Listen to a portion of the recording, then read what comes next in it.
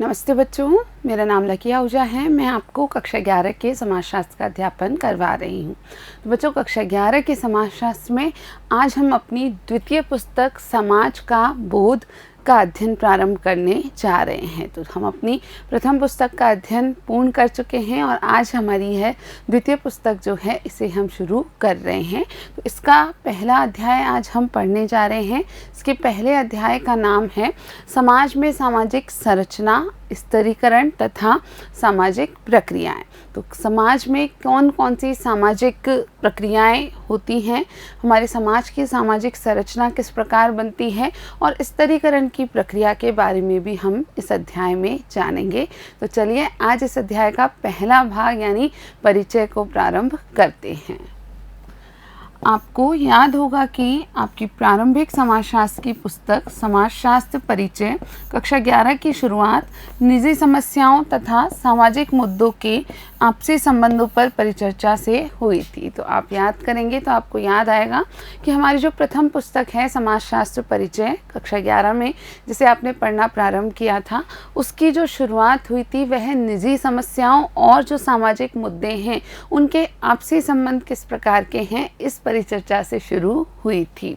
हमने यह भी देखा कि किस प्रकार व्यक्ति विभिन्न सामूहिकताओं से जुड़ा होता है, जैसे समूह, वर्ग, लिंग, जाति तथा जनजाति। और उस पुस्तक में भी हमने यह चर्चा की थी कि किस प्रकार एक व्यक्ति कई सारे अलग अलग समूहों का सदस्य होता है, उनसे जुड़ा होता है, जैसे समूह, वर्ग, लिंग, जाति और जनजाति जैसी सामूहिकताओं से प्रत्येक व्यक्ति का संबंध होता है। वास्तव में आप में से प्रत्येक किसी एक समूह से ही नहीं बल्कि कई समूहों से जुड़े होते हैं। तो बिल्कुल आप सभी भी सिर्फ किसी एक ही समूह से नहीं बल्कि अलग अलग प्रकार के समूहों से जुड़े हुए हैं। उदाहरणतः आप अपने दोस्तों, अपने परिवार और नातेदारी, वर्ग तथा लिंग, अपने देश प्रदेश के सदस्य हैं। तो आप अपने आप को देखिए, उदाहरण के रूप में लीजिए अपने आप को। तो आप अपने दोस्तों से जुड़े हुए हैं, अपने परिवार के भी आप सदस्य हैं, अपने नातेदारी में भी आप एक सदस्य के रूप में हैं, जिस वर्ग से आप संबंध रखते हैं उसके भी आप सदस्य हैं, आपका एक विशेष लिंग है तो उस लिंग के भी आप सदस्य हैं, आप एक देश और एक प्रदेश के भी सदस्य हैं। अतः प्रत्येक व्यक्ति का सामाजिक संरचना तथा स्तरीकरण में एक विशेष स्थान होता है। तो बिल्कुल हम याद रखेंगे कि प्रत्येक व्यक्ति का सामाजिक संरचना में या सामाजिक स्तरीकरण में एक विशिष्ट स्थान होता है।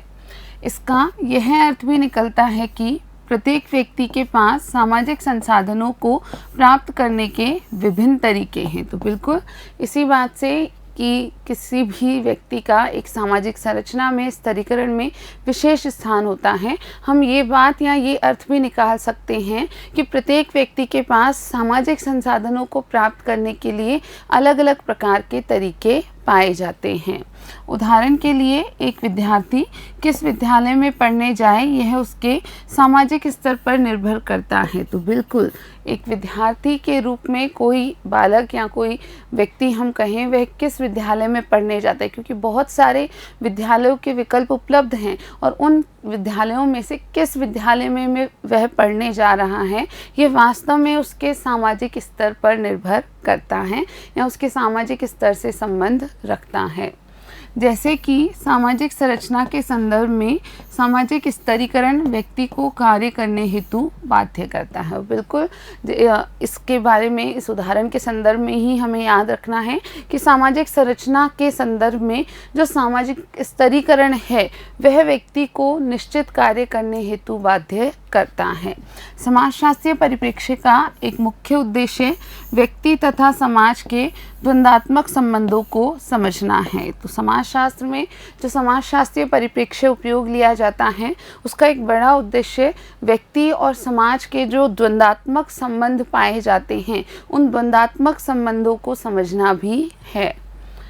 आपको सी राइट मिल की समाजशास्त्रीय कल्पना की व्याख्या याद होगी, जहां उन्होंने व्यक्ति के जीवन वृत्त तथा समाज के इतिहास के आपसी संबंधों को स्पष्ट किया है। तो बिल्कुल हमारी प्रथम पुस्तक समाजशास्त्र परिचय के प्रथम अध्याय में ही हमने सी राइट मिल की समाजशास्त्रीय कल्पना के बारे में भी जाना था, और इसकी व्याख्या के लिए यानी समाजशास्त्रीय कल्पना को समझाने के लिए उन्होंने व्यक्ति के स्वयं के जीवन वृत्त और समाज के इतिहास में जो आपस में संबंध है उस संबंध को स्पष्ट किया है।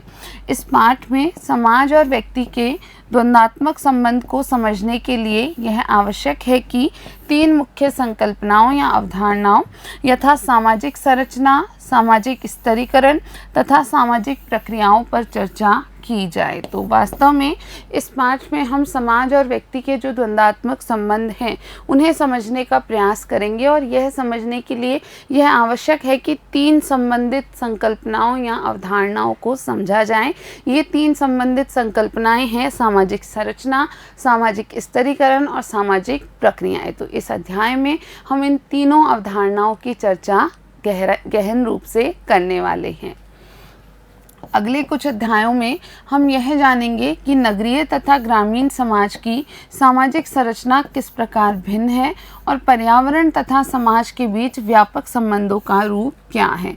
और इस पुस्तक के जो अगले कुछ अध्याय हैं उन अध्यायों में विशेषकर हम यह बात जान पाएंगे कि जो नगरीय और ग्रामीण समाज की सामाजिक संरचना है उनमें किस प्रकार के अंतर पाए जाते हैं, ये दोनों एक दूसरे से कैसे अलग हैं। और इसके साथ ही हम जानेंगे कि पर्यावरण और समाज के बीच जो संबंध पाए जाते हैं उन संबंधों का क्या रूप उपलब्ध है या वे संबंध किस प्रकार के होते हैं।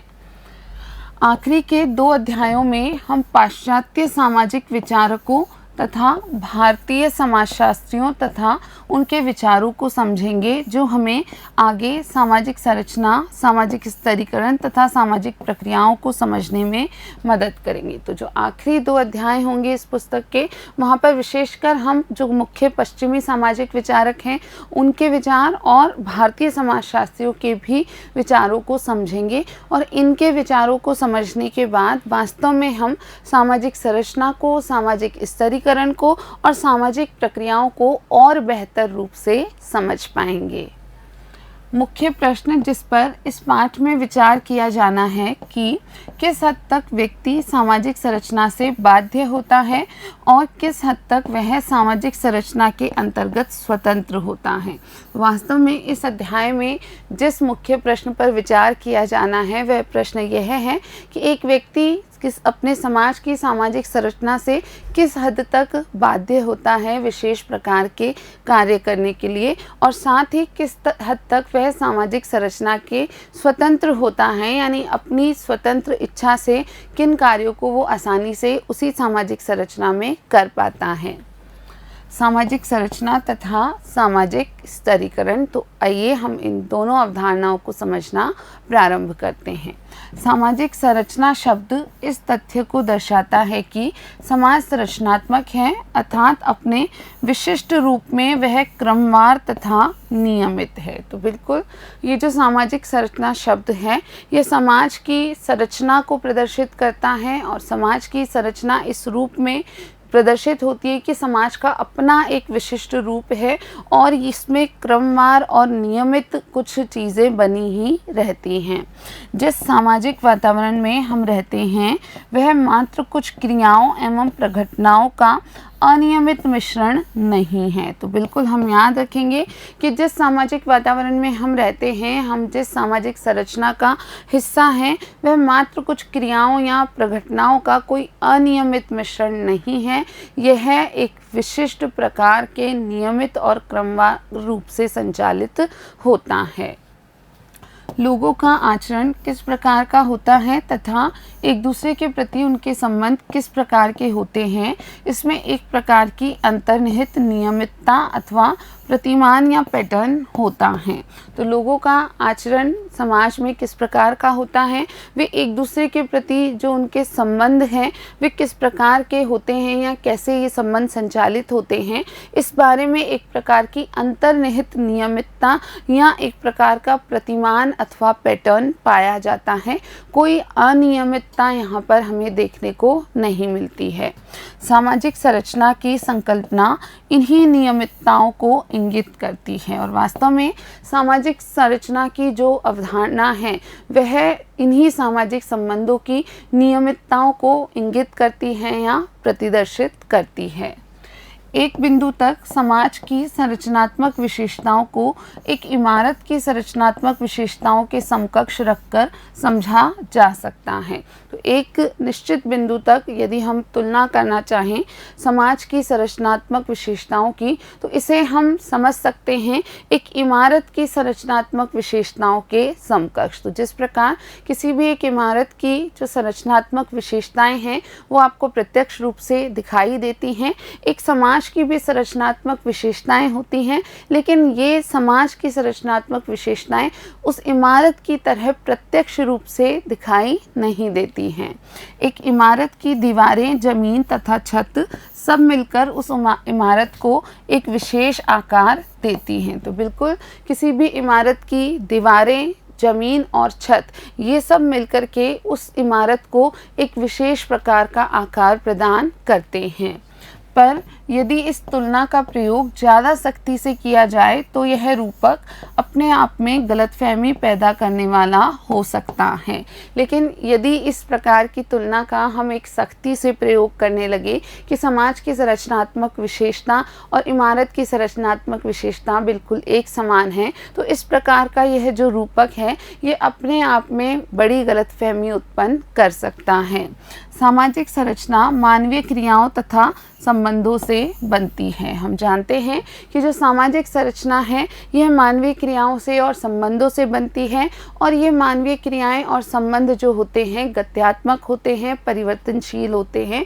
जबकि एक इमारत की हम बात करें तो वो जो दीवारें, फर्श और छत की हम बात कर रहे थे ये गत्यात्मक नहीं होते हैं, ये स्थिर होते हैं। जो पक्ष इन्हें नियमितता प्रदान करता है वह है अलग अलग काल अवधि में एवं भिन्न भिन्न स्थानों में इन क्रियाओं एवं संबंधों का लगातार दोहराया जाना।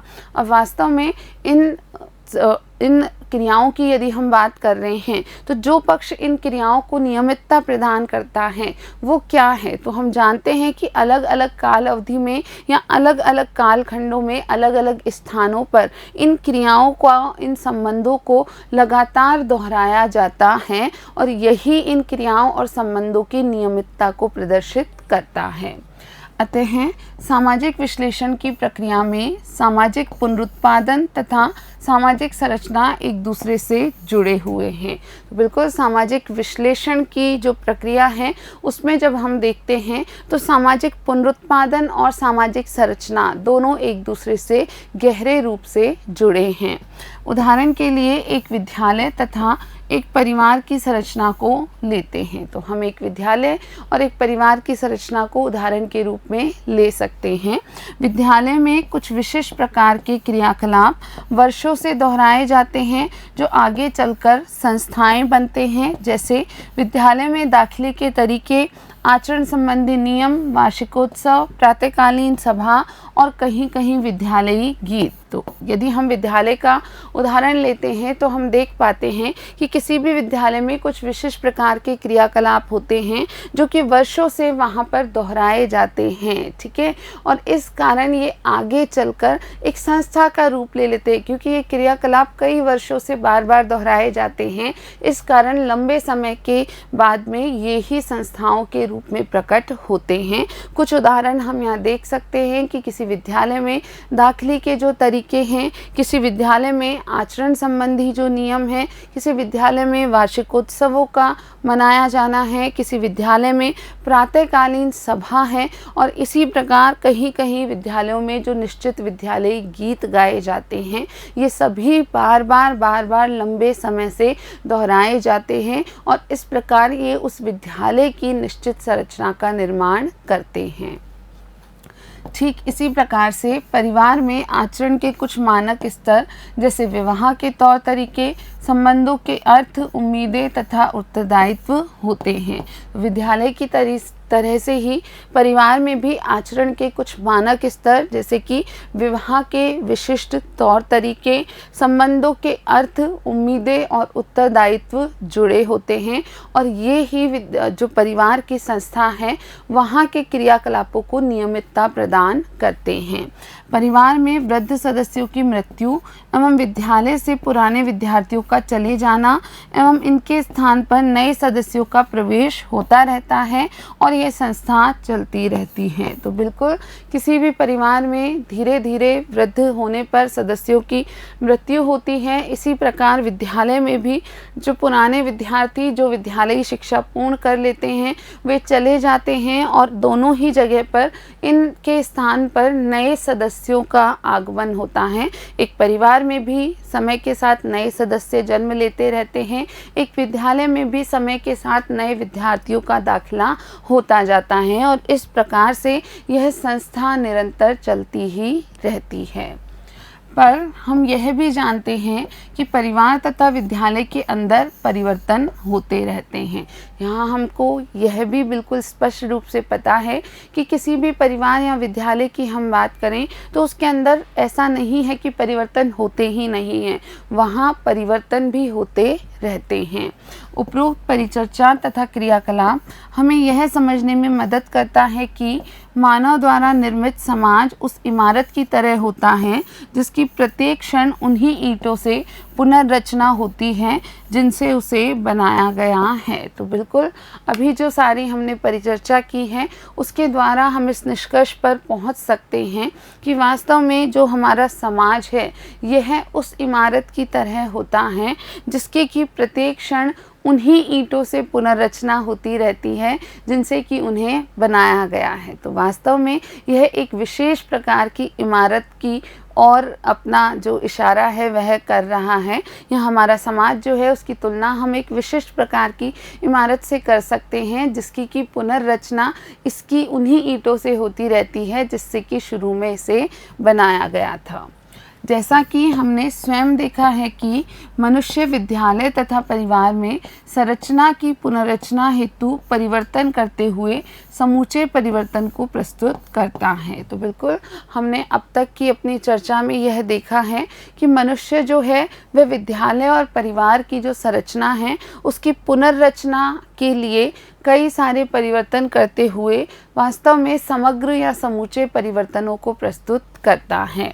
वे प्रतिदिन विभिन्न स्तरों पर पुनर्रचना के लिए सहयोग करते हैं और मनुष्य प्रतिदिन कई अलग अलग स्तरों पर इस प्रकार से समाज की पुनर्रचना के लिए आपस में सहयोग करते हैं। यह भी कम सच नहीं है कि उनमें एक दूसरे के साथ दूषित तथा क्रूर प्रतियोगिता भी होती है। साथ ही यह भी हम झुठला नहीं सकते हैं कि मनुष्यों में एक दूसरे के साथ कई कारणों से दूषित और क्रूर प्रतियोगिता भी उत्पन्न हो जाती है। सच्चाई यह है कि सहयोगात्मक व्यवहार के साथ ही साथ हम गंभीर प्रकृति के संघर्षों को भी देखते हैं और जैसा कि हम आगे देखेंगे कि सहयोग को ज़बरदस्ती लागू भी किया जाता है ताकि संघर्षों को छिपाया जा सके। तो वास्तव में जो सच्चाई है वह यह है कि सहयोगात्मक व्यवहार के साथ साथ ही हमारी इस सामाजिक संरचना में गंभीर प्रकृति के संघर्ष भी देखने को मिलते हैं और यहाँ तक कि हम आगे इस बात को देखेंगे सहयोग को ज़बरदस्ती लागू किया जाता है ताकि समाज में जो संघर्ष चल रहा है उस संघर्ष को छिपाया जा सके। एमिल दुर्खाइम द्वारा आगे बढ़ाया जाने वाला एक मुख्य विषय यह है कि समाज अपने सदस्यों की क्रियाओं पर सामाजिक प्रतिबंध लगाते हैं और यह विषय जो है उनके बाद में कई अन्य समाजशास्त्रियों द्वारा भी कार्य किया गया। तो एमिल दुर्खाइम ने अपने जो कार्य किए उनमें एक जो मुख्य विषय को जिस उन्होंने आगे बढ़ाया वह यही था कि समाज द्वारा अपने सभी सदस्यों की क्रियाओं पर विभिन्न सामाजिक प्रतिबंध लगाए जाते हैं। दुर्खाइम ने तर्क दिया कि व्यक्ति पर समाज का प्रभुत्व होता है, और दुर्खाइम ने इसके लिए यह तर्क भी प्रस्तुत किया कि किसी भी व्यक्ति पर वास्तव में समाज का प्रभुत्व होता है। समाज व्यक्ति की कुल क्रियाओं से कहीं अधिक है, इसमें दृढ़ता अथवा कठोरता है जो भौतिक पर्यावरण की संरचना के समान है। तो दुर्खाइम का यह विचार है कि समाज जो है वे यह व्यक्ति की जो कुल क्रियाएं हैं उससे भी कहीं अधिक है, उससे कहीं आगे है। इसमें दृढ़ता और कठोरता पाई जाती है, और यह दृढ़ता और कठोरता जो है यह वास्तव में समाज में जिस प्रकार की दृढ़ता और कठोरता है यह वास्तव में भौतिक पर्यावरण की संरचना के समानांतर मानी गई है। सोचिए कि एक व्यक्ति ऐसे कमरे में खड़ा है जहां बहुत सारे दरवाजे हैं। यदि ऐसी स्थिति को आप सोचें कि एक व्यक्ति ऐसे कमरे में खड़ा है जहां पर कई सारे दरवाजे हैं, कमरे की संरचना व्यक्ति की संभावित क्रियाओं को बाध्य करती है। उस कमरे की जो संरचना है, क्योंकि उसमें कई सारे दरवाजे हैं, तो उस कमरे की संरचना व्यक्ति की जो संभावित क्रियाएं हो सकती हैं उनको निश्चित ही बाध्य करती हैं। उदाहरण के तौर पर दीवारों तथा दरवाजों की स्थिति प्रवेश तथा निकास के रास्तों को दर्शाती है। तो बिल्कुल किसी भी कमरे में जो दीवारों की और दरवाज़ों की स्थिति है यह ही प्रवेश के और जो निकास के रास्ते हैं उन दोनों को प्रदर्शित कर पाती है। दुर्खाइम के अनुसार सामाजिक संरचना हमारी क्रियाओं को समानांतर रूप से बाध्य करती है, इसकी सीमा तय करती है कि हम एक व्यक्ति के रूप में क्या कर सकते हैं। तो बिल्कुल दुर्खाइम ने इस मत को आगे रखा कि जो सामाजिक संरचना है यह समानांतर रूप से हमारी क्रियाओं को बाध्य करती है और इसके साथ ही इनकी सीमा तय करती है, यानी किसी भी व्यक्ति की जो क्रियाएं हैं उनको सीमित करती है और हम एक व्यक्ति के रूप में क्या कर सकते हैं इस पर भी एक सीमा लागू करती हैं। यह हमसे बाह्य है, ठीक उसी प्रकार से जैसे कमरे की दीवारें होती हैं। तो यह जो समाज की सामाजिक संरचना है यह व्यक्ति से बाह्य है। जिस प्रकार से किसी भी कमरे की दीवारें, जिस कमरे में व्यक्ति उपस्थित है उस कमरे की दीवारें उस व्यक्ति से बाहर होती हैं, बाह्य होती हैं, वही संबंध यहाँ पर दुर्खाइम ने सामाजिक संरचना के रूप में प्रस्तुत किया है। अब बच्चों एक क्रियाकलाप यहाँ आपको करना है, छोटा सा क्रियाकलाप है। अपने बड़े बुजुर्गों, दादा, नाना अथवा उनकी पीढ़ी के अन्य लोगों से बातचीत कर यह पता कीजिए कि परिवारों या विद्यालयों में किस प्रकार का परिवर्तन आया है तथा किन किन पक्षों में वे आज भी वैसे ही हैं। तो आपको अपने घर के कोई बड़े बुज़ुर्ग यदि हैं, आपके दादा हैं, नाना हैं, दादी हैं, नानी हैं, या फिर अन्य कोई उनके अलावा आपके घर के आसपास हैं, तो आपको उन लोगों से बातचीत करनी है और उनसे यह पता करने की कोशिश करनी है कि परिवारों में और विद्यालयों में समय के साथ किस प्रकार का परिवर्तन आया है और साथ ही ऐसे कौन से पक्ष हैं जिसमें आज भी परिवार या विद्यालय जैसे उनके ज़माने में हुआ करते थे वैसे ही हैं। पुराने चलचित्रों, धारावाहिकों, उपन्यासों में परिवारों के प्रस्तुतिकरण की तुलना समकालीन प्रस्तुतियों से कीजिए। तो पुराने कोई चलचित्र, धारावाहिक या उपन्यास आदि की सहायता लेकर के आपको उनमें जो चित्रित परिवार है, विद्यालय हैं, उनकी तुलना आज के काल के जो धारावाहिक हैं, जो उपन्यास हैं या चलचित्र हैं, उसमें जिस प्रकार के परिवार और विद्यालय प्रस्तुत होते हैं उनकी आपसी तुलना करनी है। क्या आप अपने परिवार में सामाजिक आचरण के प्रतिमानों या पैटर्न्स और नियमितताओं को समझते हैं? दूसरे शब्दों में, क्या आप अपने परिवार की संरचना का वर्णन कर सकते हैं? तो क्या आप अपने परिवार में कोई सामाजिक आचरण के निश्चित प्रतिमान या नियमितताओं को जान पाते हैं, समझ पाते हैं, या क्या आप अपने परिवार की संरचना का कोई अनुमान लगा पाते हैं? तो ये सारी बातें आपको सोचनी है, कुछ क्रिया करनी है और फिर आपस में सभी साथियों को चर्चा करनी है। विद्यालय को एक संरचना के रूप में आपके शिक्षक कैसे लेते हैं। साथ ही आपको आपके शिक्षकों से चर्चा करनी है कि विद्यालय को एक संरचना के रूप में वे कैसे समझते हैं। इस पर उनसे विचार विमर्श कीजिए। क्या छात्रों, शिक्षकों तथा कर्मचारियों को इस संरचना को बनाए रखने के लिए कुछ विशेष रूप में काम करना पड़ता है? तो आपको अपने शिक्षकों से चर्चा करनी है। साथ ही यह भी जानने का प्रयास करना है कि छात्रों, शिक्षकों और कर्मचारियों को क्या इस विद्यालय संरचना को बनाए रखने के लिए कोई विशेष प्रकार के कार्य करने पड़ते हैं। क्या आप अपने विद्यालय अथवा परिवार में किसी प्रकार के परिवर्तन के बारे में सोच सकते हैं? तो क्या आप अपने विद्यालय में जो भी कार्य हैं या जो परिवार में जो भी कार्य चलते हैं उनमें किसी प्रकार के परिवर्तनों को सोच सकते हैं? क्या इन परिवर्तनों का विरोध हुआ? किसने इनका विरोध किया और क्यों? और यदि आपके परिवार में, विद्यालय में जो भी क्रियाकलाप चल रहे हैं उनमें परिवर्तनों का विरोध किया गया, और यदि विरोध किया गया तो किसने किया गया, किस लिए किया गया, किसके द्वारा किया गया? तो ये एक बहुत ही बड़ा सा क्रियाकलाप है वास्तव में, इसमें कई सारे छोटे छोटे कार्य आपको करने हैं। तो आशा है आप इनमें से जो भी क्रियाकलाप आप आसानी से कर पाएंगे अवश्य करेंगे। अन्य सामाजिक चिंतक जैसे कार्ल मार्क्स भी सामाजिक संरचना की बाध्यता पर बल देते हैं, लेकिन साथ ही मनुष्य की सृजनात्मकता को महत्वपूर्ण मानते हैं, जो सामाजिक संरचना को परिवर्तित भी करती है और उसे पुनः उत्पादित भी करती है। तो दुर्खाइम के अलावा अन्य सामाजिक चिंतक जैसे कि कार्ल मार्क्स भी जो सामाजिक संरचना है इसकी बाध्यता पर बल देते हैं। वे भी यह मानते हैं कि जो सामाजिक संरचना है वह किसी व्यक्ति के क्रियाकलापों को बाध्य करती है, लेकिन साथ ही वे मनुष्य की जो सृजनात्मकता है उसे भी महत्वपूर्ण मानते हैं, और यह भी मानते हैं कि मनुष्य की सृजनात्मकता जो है वह वास्तव में सामाजिक संरचना को परिवर्तित भी करती है और पुनः उत्पादित भी कर पाती है। मार्क्स ने यह तर्क दिया कि मनुष्य इतिहास बनाता है, परंतु वह इतिहास निर्माण न तो उसकी इच्छा पर और न ही उसकी मनपसंद शर्तों पर आधारित होता है। तो बिल्कुल मार्क्स ने इस संबंध में एक तर्क दिया कि मनुष्य स्वयं इतिहास बनाता है, लेकिन जो इतिहास निर्माण होता है वह न तो मनुष्य की खुद की इच्छा पर और न ही उसकी पसंद से बनता है, यह अपने आप या स्वयं ही बन जाता है। अपनी इच्छानुसार नहीं और न ही अपनी मनपसंद शर्तों पर, बल्कि इतिहास का निर्माण उन ऐतिहासिक तथा संरचनात्मक स्थिति की उन बाध्यताओं तथा संभावनाओं के अंतर्गत होता है जहाँ वह जीवन यापन कर रहा है।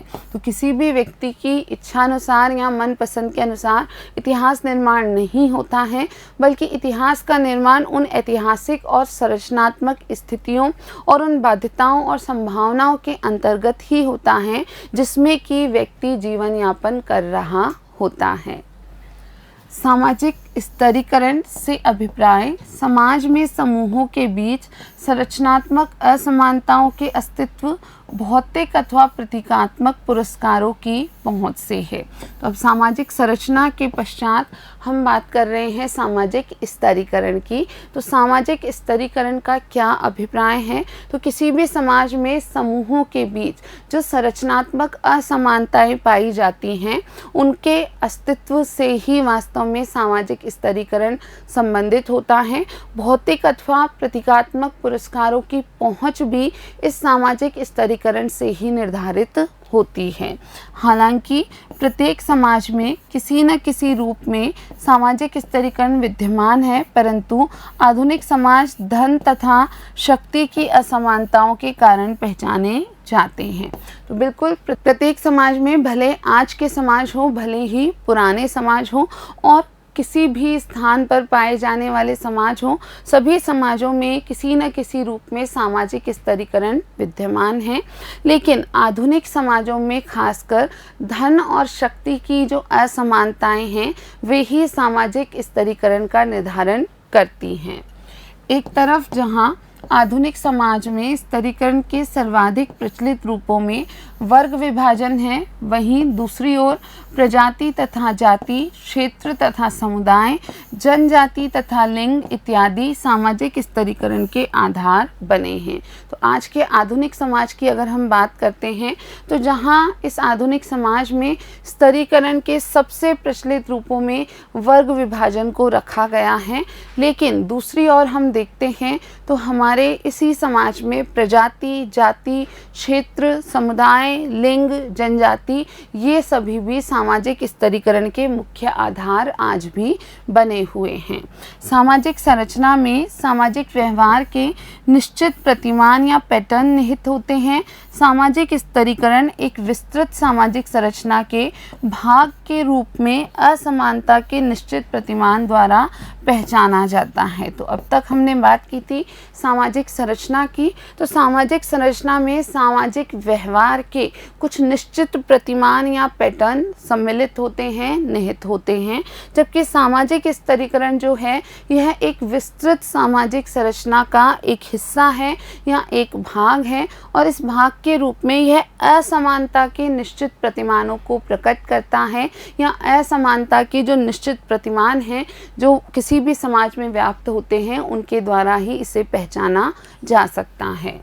असमानता कोई ऐसा अवयव नहीं है जो समाज में विभिन्न व्यक्तियों के बीच आकस्मिक रूप से वितरित हो। तो बिल्कुल असमानता कोई ऐसा अवयव नहीं है जो किसी भी समाज के जो व्यक्ति हैं या लोग हैं उनमें आकस्मिक रूप से ही या अचानक से ही प्रकट हो गया हो। यह तो व्यवस्थित रूप से विभिन्न प्रकार के सामाजिक समूहों की सदस्यता से जुड़ी हुई है। तो यह जो असमानता है यह तो व्यवस्थित रूप से अलग अलग प्रकार के जो सामाजिक समूह हैं उन सामाजिक समूहों की जो सदस्यता है उनसे जुड़ी हुई है।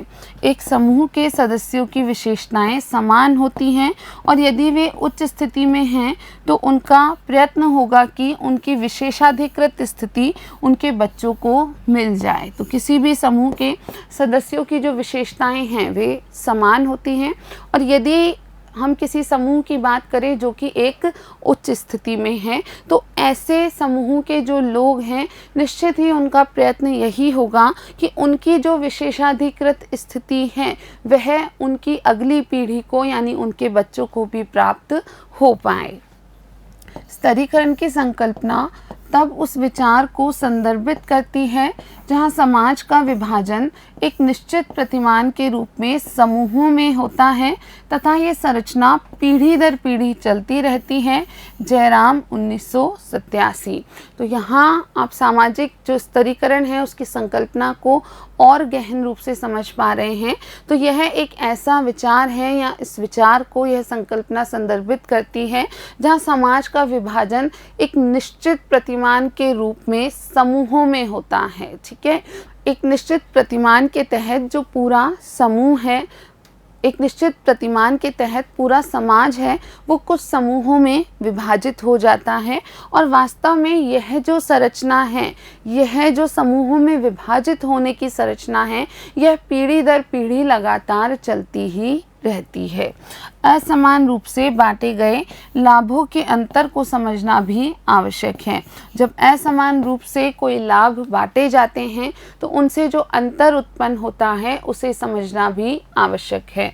लाभ के 3 बुनियादी प्रकार हैं जिसका विशेषाधिकार प्राप्त समूहों द्वारा उपयोग किया जाता है। तो वास्तव में लाभ किस किस प्रकार के होते हैं, तो 3 बुनियादी प्रकार माने जाते हैं ऐसे लाभों के जिनका की उपयोग या जिनका महत्व विशेषाधिकार प्राप्त समूहों के लिए होता है। तो पहला प्रकार है जीवन अवसर। वे सभी भौतिक लाभ जो प्राप्तकर्ता के जीवन की गुणवत्ता को सुधारते हैं। उनमें केवल संपत्ति तथा आय जैसे आर्थिक लाभों को ही शामिल नहीं किया जाता, बल्कि अन्य सुविधाओं जैसे स्वास्थ्य, रोजगार, सुरक्षा तथा मनोरंजन को भी शामिल किया जाता है। तो निश्चित ही आप समझेंगे इस बात को कि जो विशेषाधिकार प्राप्त समूह होते हैं उनको ये जीवन अवसर संबंधी लाभ जो हैं वे प्राप्त होते हैं।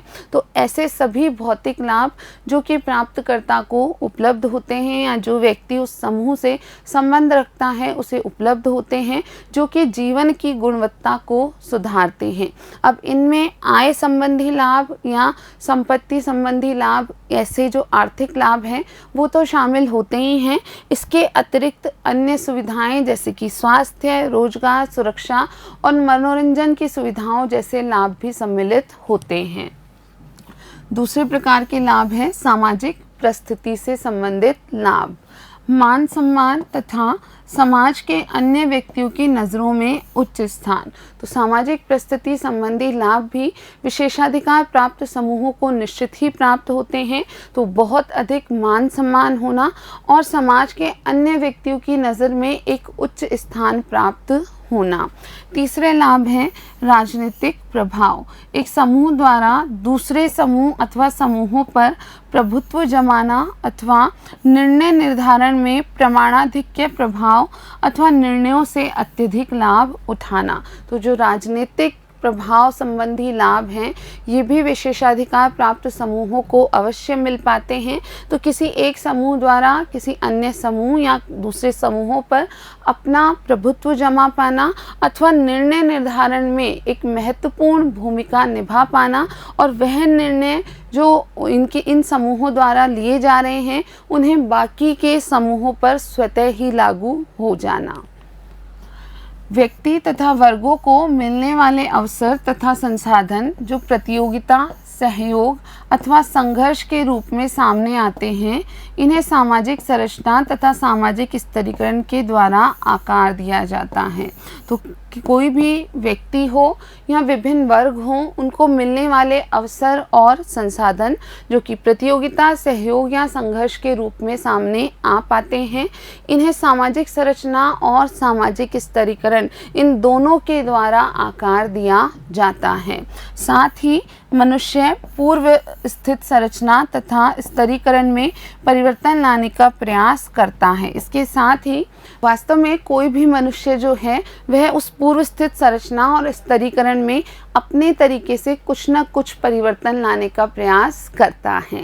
तो बच्चों, आज हमने हमारे इस प्रथम अध्याय के प्रथम भाग में सामाजिक संरचना और स्तरीकरण संबंधी कुछ बातों को जाना है। एक प्रकार से हमने इनका परिचय लिया है। अब हम इस अध्याय को हमारे अगले भागों में भी पढ़ना जारी रखेंगे। आज के लिए इतना ही। वीडियो देखने के लिए आप सभी का बहुत बहुत धन्यवाद।